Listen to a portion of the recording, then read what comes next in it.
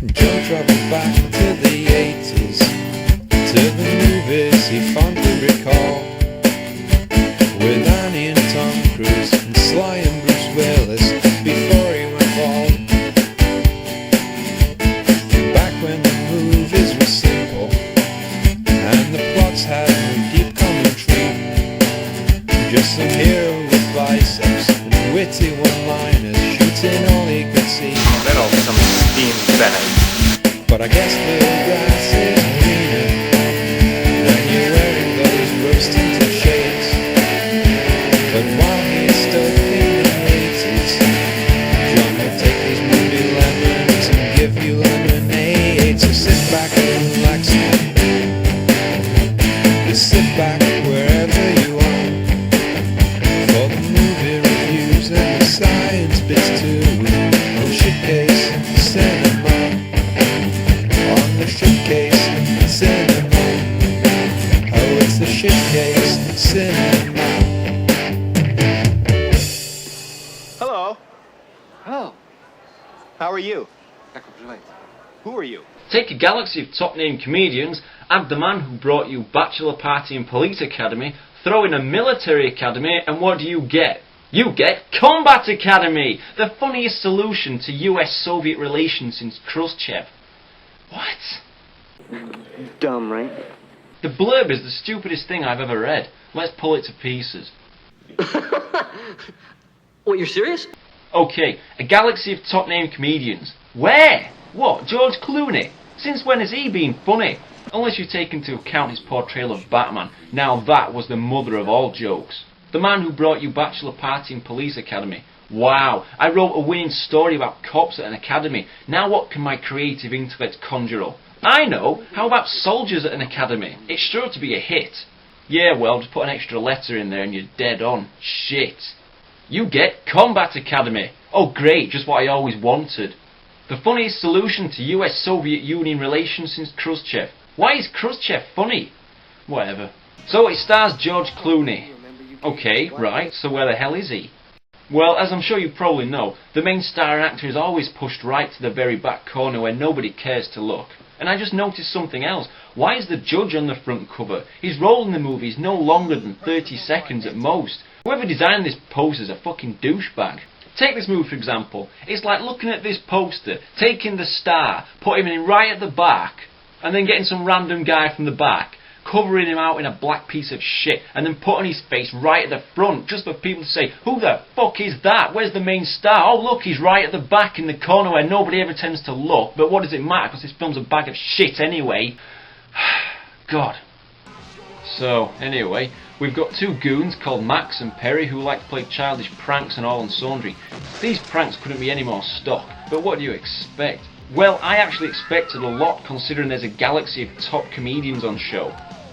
The movie starts with Max and Perry going around their school setting up their shitty pranks to some music which has the lyrics, "Be cruel to your school in the name of rock and roll." Well, what about heavy metal then?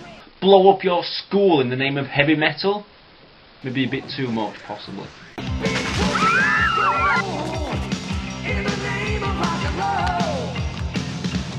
Moving swiftly on, they're sent packing to the Kirkland Military School, which I would call Combat Academy because it makes me think of the Police Academy series, which is actually relatively funny, so perhaps things will perk up if I think of things in this light.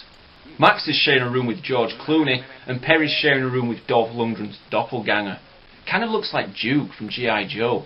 And Action Man. Hey, he even looks like that guy from Death Ring! Wow.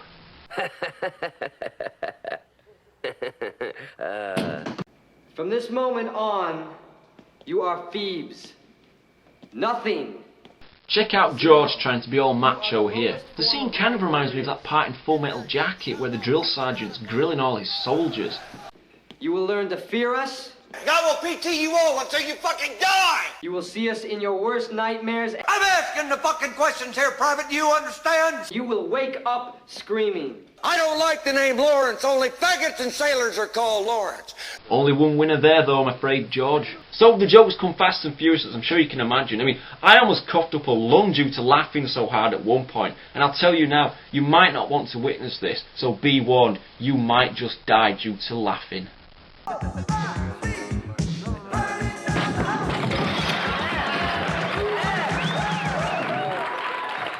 Pretty funny, right? No, it's testament to how pitiful this fucking movie is in every way. We need some action from George Clooney, I think. Alright, a fight between George and Max. Apparently, even though it's not part of training and against regulations, the Colonel believes that it makes them strong. It's an exercise and discipline, make them strong. Whatever. Yo! Biff! You're the disease, and I'm the cure. Where do I know that line from? Oh, fuck, it was from Cobra, another shower of shit. This fight promises about as much as the fight sequences we got to see in Street Fighter and Mortal Kombat, but I'm sure George might just rescue the movie. Yet all we see is a lousy punch to the gut. Oh George, you're such a gentleman in hostile situations, a true soldier for sure. And look at that guy watching the show, he must be about 9 years old. Talk about recruiting young these days. The one major scene in this movie that genuinely had me laughing out loud and rewinding it repeatedly is this scene where Max and Perry are lined up for their unit. Oh man, will you get a load of these pieces of work? Nature can be very cruel. The world can be very cruel, yes, I'm sure we all agree. Like making me sick through this movie's fucking cruel! The Russians come over to the academy for a paintball fight. Now, I never understood why they travel such a long distance just to have a mediocre, meaningless paintball game. I suppose it makes as much sense as anything else in this movie. Max creates a fake Russian battle plan and hands it to this idiot superior, who has the funniest laugh in the world. Huh? I wish I had that laugh.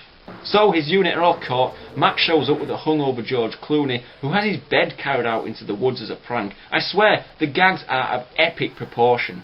The battle ends with a draw, and that's pretty much it.